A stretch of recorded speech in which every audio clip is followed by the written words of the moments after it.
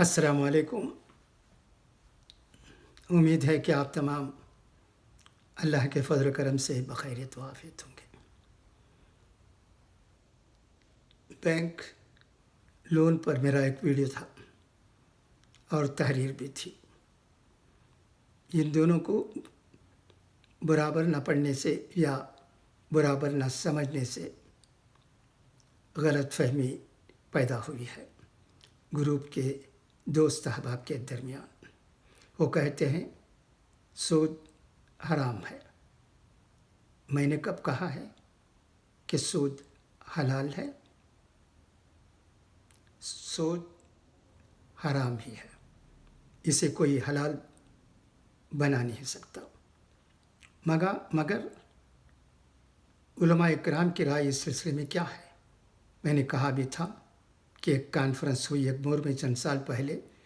उस वक्त मरहूम शफीक अहमद एक रेजोल्यूशन लाए थे कि हमारे इंडस्ट्रियलिस्ट को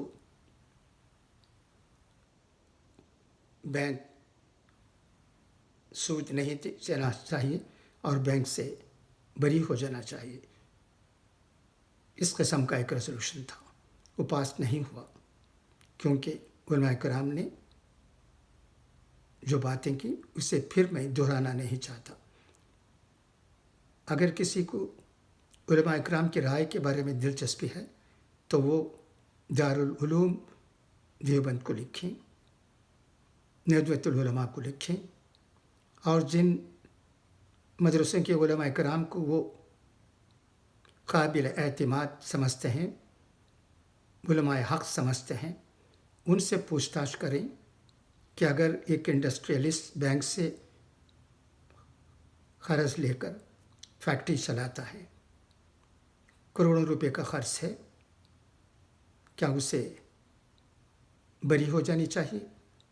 अगर नहीं तो इस पर इस्लाम क्या कहता है, उलमाओं का फतवा क्या है, ये पूछें। ये वीडियो